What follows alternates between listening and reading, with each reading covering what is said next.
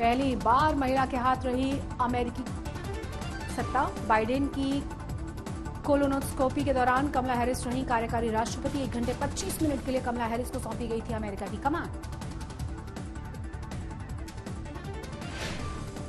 89 साल के हुए अमेरिकी राष्ट्रपति जो बाइडेन आज अपना 89वां जन्मदिन मना रहे हैं। बाइडेन अभी तक के अमेरिकी इतिहास में सबसे उम्रदराज राष्ट्रपति हैं। जो बाइडेन अमेरिका की सरकार में 2 बार रहे हैं उपराष्ट्रपति। पाकिस्तान ने चीनी ऐप टिकटॉक को से फिर से प्रतिबंध हटा दिया है। टिकटॉक के आश्वासन के बाद पाकिस्तान ने लिया है फैसला। टिकटॉक ने कहा है कि अश्लील सामग्री के प्रसारित होने पर लगा दिया जाएगा नियंत्रण। पाकिस्तान में करोड़ों लोग इसका इस्तेमाल करते हैं।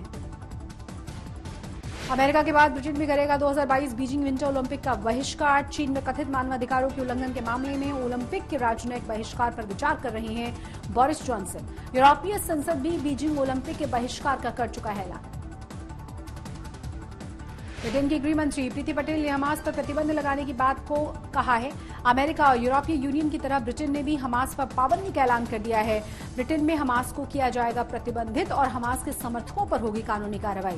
ब्रिटेन में हमास का झंडा लहराने और हमास के लिए बैठक आयोजित करना माना जाएगा कानून का उल्लंघन।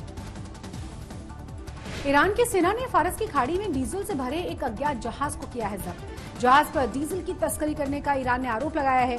1.5 लाख लीटर से ज्यादा डीजल होने की बात कही जा रही है। जहाज के मालिक का अब तक कोई पता नहीं चला।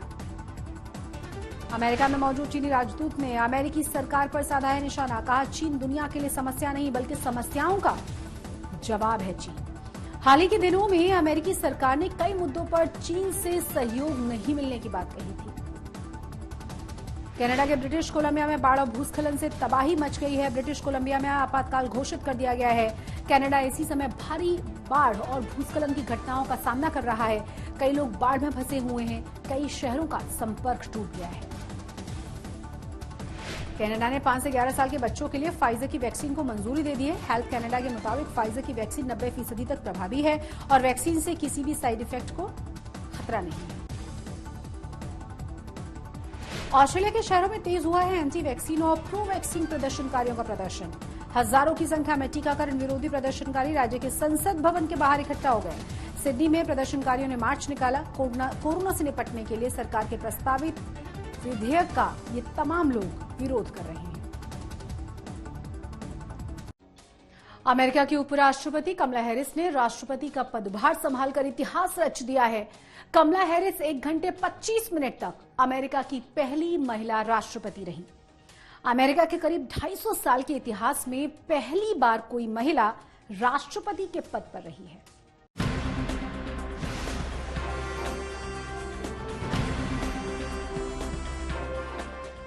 कमला हैरिस को मिस फर्स्ट कहा जाए तो गलत नहीं होगा, क्योंकि कमला हैरिस ने फर्स्ट का एक और खिताब अपने नाम कर लिया। जी हां, भारतीय मूल की अमेरिकी उपराष्ट्रपति कमला हैरिस ने तब इतिहास रच दिया जब उन्हें 1 घंटा 25 मिनट के लिए अमेरिका का राष्ट्रपति बनाया गया। अमेरिका की उपराष्ट्रपति कमला हैरिस 85 मिनट तक देश की राष्ट्रपति रही। व्हाइट हाउस के मुताबिक बाइडेन ने अमेरिकी समयानुसार सुबह 10:10 पर दायित्वों का हस्तांतरण किया और 11:35 पर सत्ता का नियंत्रण अपने हाथ में ले लिया। आपको बता दें कि राष्ट्रपति जो बाइडेन नियमित कोलोनोस्कोपी जांच करवाने के लिए Walter read national military medical centre गए थे और उन्होंने कुछ समय के लिए सत्ता उपराष्ट्रपति कमला हैरिस को सौंप दी थी। अमेरिका के 250 साल के इतिहास में ऐसा पहली बार था जब देश की सत्ता किसी महिला के हाथ में थी। अमेरिकी संविधान के 25वें संशोधन के सेक्शन 3 के तहत प्रेसिडेंशियल पावर ट्रांसफर का अधिकार दिया गया है। अमेरिकी संसद की हाउस ऑफ रिप्रेजेंटेटिव और सीनेट के प्रेसिडेंट प्रो टेम्पर को राष्ट्रपति पत्र लिखकर उपराष्ट्रपति को कार्यवाहक राष्ट्रपति के तौर पर तैनात करने की घोषणा करने को कह सकते हैं। कार्यकारी राष्ट्रपति बनने से पहले ही कमला हैरिस उपराष्ट्रपति बनकर कई फर्स्ट अपने नाम कर चुकी हैं। वो अमेरिका की पहली अश्वेत और पहली दक्षिण एशियाई मूल की उपराष्ट्रपति बनी थी। आज तक ब्यूरो।